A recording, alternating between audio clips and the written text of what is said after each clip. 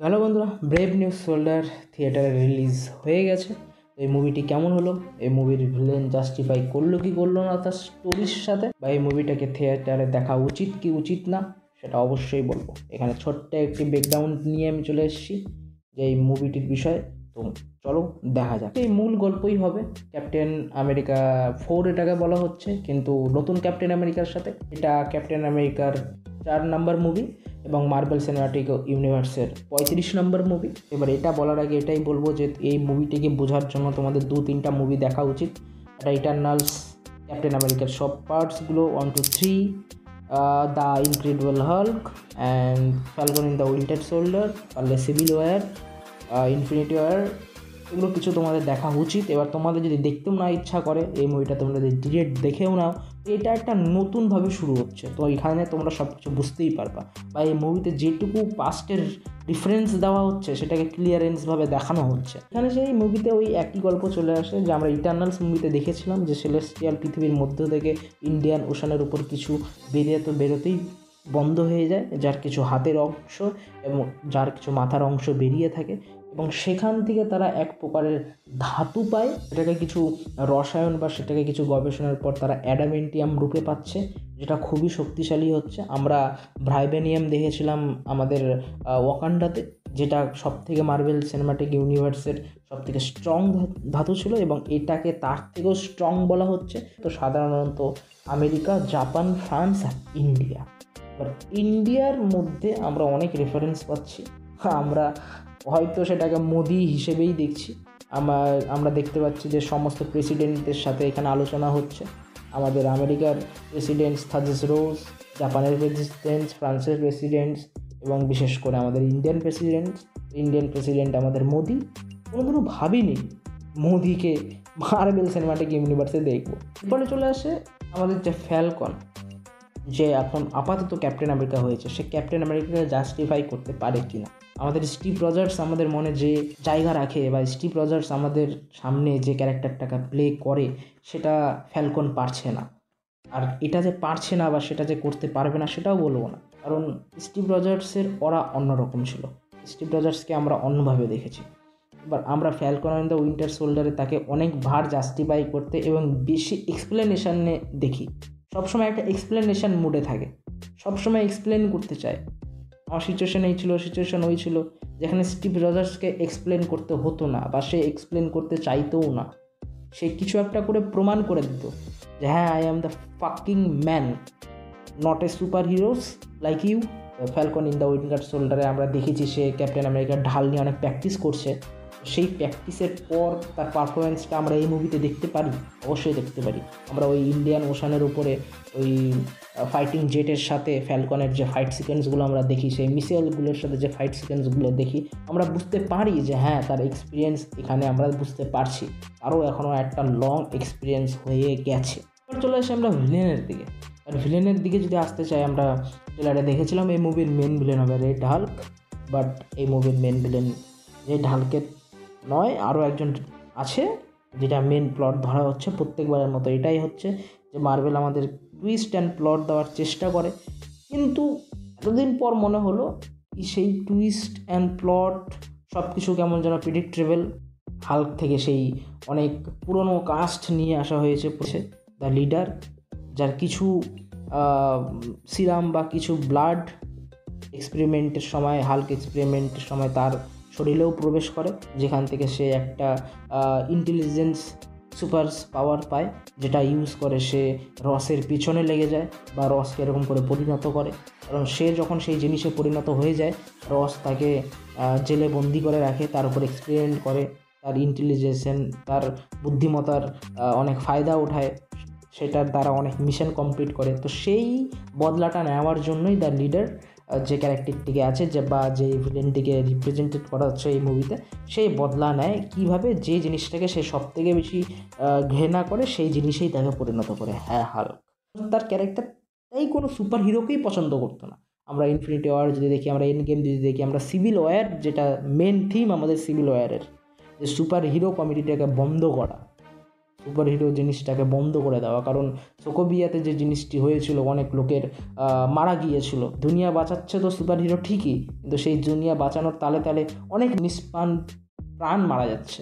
I think আমাদের age of আল্ট্রনের main যে থিমটা, এজ অফ আল্ট্রন আর সিভিল ওয়ারে যদি আমরা চলে যাই, যে আয়রন ম্যান একটা শিল্ড বা একটা সুরক্ষার জিনিস বানাতে চেয়েছিল পৃথিবীর জন্য, কিন্তু সেটাই ট্রান্সফর্ম হয়ে যায় একটা বাজে জিনিস হিসেবে, যে এজ অফ আল্ট্রন, যেটা সোকোভিয়াতে অ্যাটাক করে, অনেক লোক মারা যায়।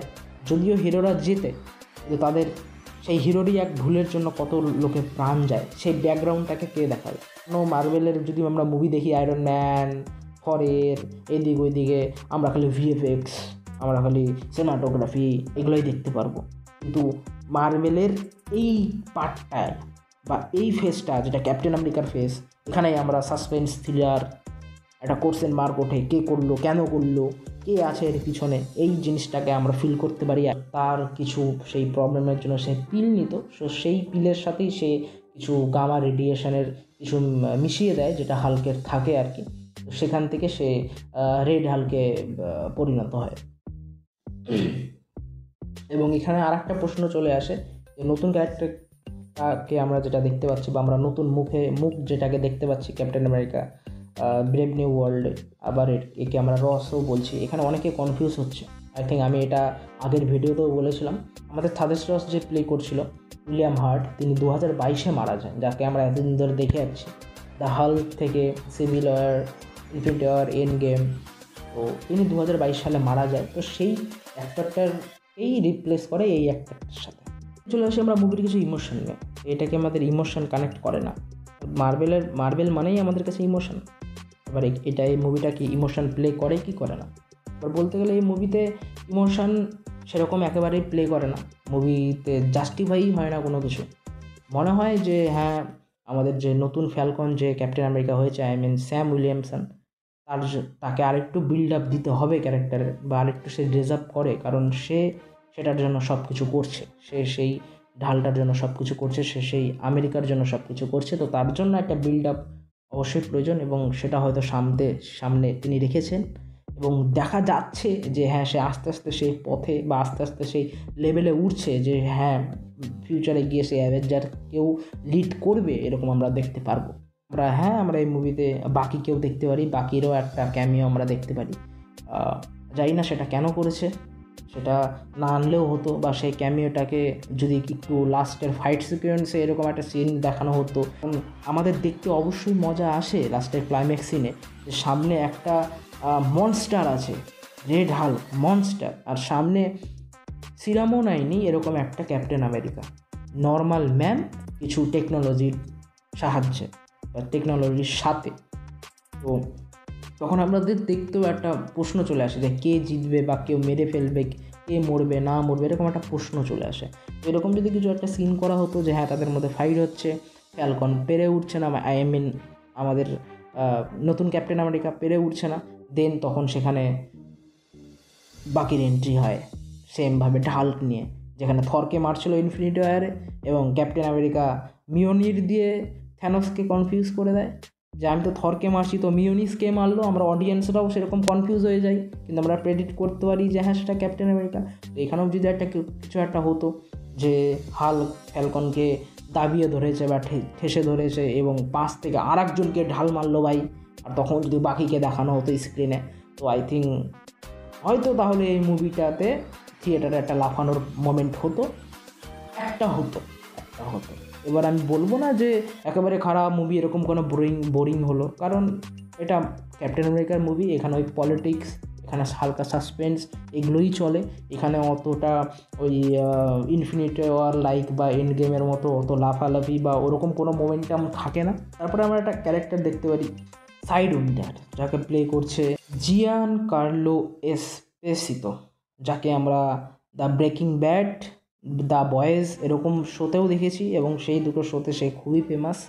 সে ক্যারেক্টারটার মুখই যথেষ্ট এটা প্লে করার জন্য, যে হ্যাঁ, সে ভিলেন রোল কতটা ভালোভাবে প্লে করে, বা একটা ডেঞ্জারাস ক্যারেক্টার বা একটা ভারী ক্যারেক্টার তার সে কীভাবে প্লে করে সেটা বলার দরকার নাই, সেটা সবাই জানো যারা দ্য বয়েজ এরা বা দ্য ব্রেকিং ব্যাড এরা যারা দেখেছো, তারা ভালোভাবে জাস্টিফাই করতে পারো। তো সাইড উইন্ডার একটা 90s 80s একটা কমিক ক্যারেক্টার, যেটা এই পার্সোনালিটি সিভিল ওয়ারেরই কিছু পলিটিক্সের বিরুদ্ধের জন্য বানানো হয়েছিল। সেখানে পলিটিক্স এদিক ওদিক ওপর নিচ করার জন্য যাকে বানানো হয়েছিল, যাকে অর্ডার দেওয়া হলে সে নানান কাণ্ড করে বসে।